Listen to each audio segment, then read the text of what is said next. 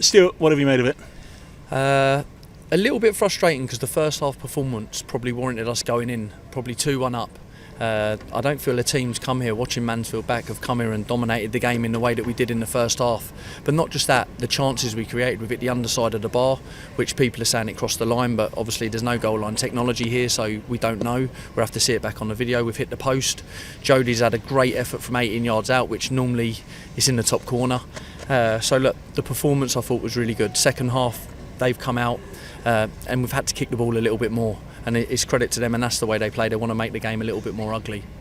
Flying start, first couple of minutes, there were opportunities created. Jodie Jones with a shot, and then it fell for McGoldrick 6 yards out. Normally he tucks them away, man on the line. No, definitely. Look, they've defended for their lives within their moments and cleared the balls off the line. I didn't feel this afternoon the ball actually dropped to us where it was clean, like Didsy even there.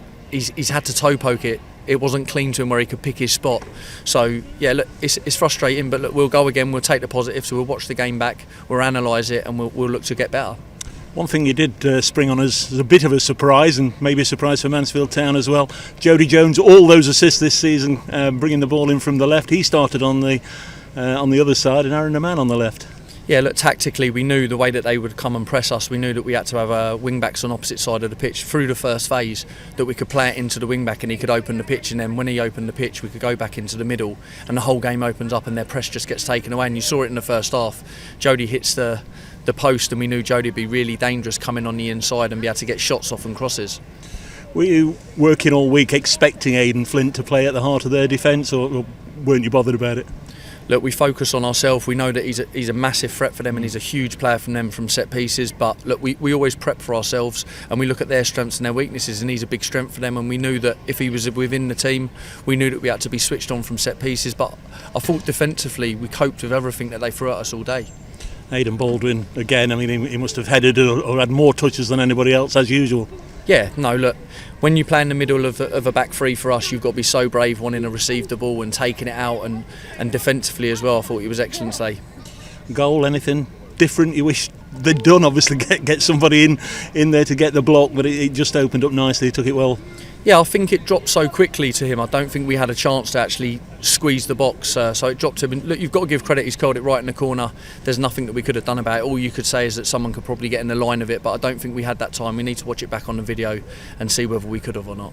You talked about the one that, was it over the line, was it on the line, but also the Notts fans right in front of them towards the end. They all went up as one for a penalty when Langstaff was hauled back. Yeah, it's so hard for me to really have an opinion on that from where I'm standing on the touchline. Look, we're all going to appeal for a penalty when you see your player get pulled to the ground, but I can't, until we watch it back on the video, I can't really comment to say whether it was or it wasn't. And what have you made of the day? A Nottinghamshire derby as spicy, as feisty as you expected, or was it more controlled and calm? I thought because the way that we performed in the first half, I thought we quietened their crowd, and I thought our fans were outstanding throughout the whole game. So I thought we silenced them with the ball and with our efforts on goal. So yeah, I thought we coped with the occasion really well.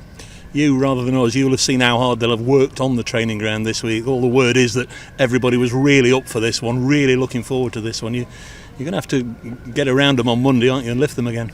Yeah, look, I think you've got to go away. We've got to take the positives from this, and we've got to go again. If you look how far we've come, if you look at the home game, it was 4-1, and we were out the game. This game, we were in it all the way to the end, and I think we deserve to come away with something. I think at a minimum we probably deserved a point today, but I think if we go ahead in the first half, which the chances we probably had, the clear chances we had warranted, coming in probably 2-1 at half time, I think we have a chance of going to get all 3 points. So there's lots of positives to come from it.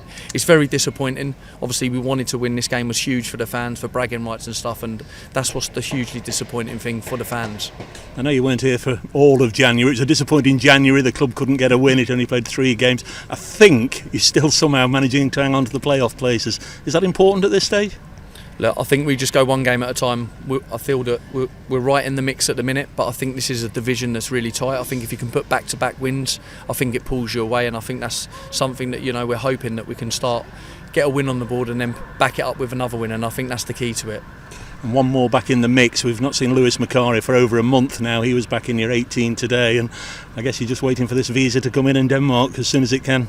Yeah, look, stuff like that's out of our hands. It's good to have Louis back on the bench. He's been out for a while now. We've just got to ease him back in. We've just got to make sure that our lads are ready to come to be for their game time, because we don't want them to break down again. It's so key.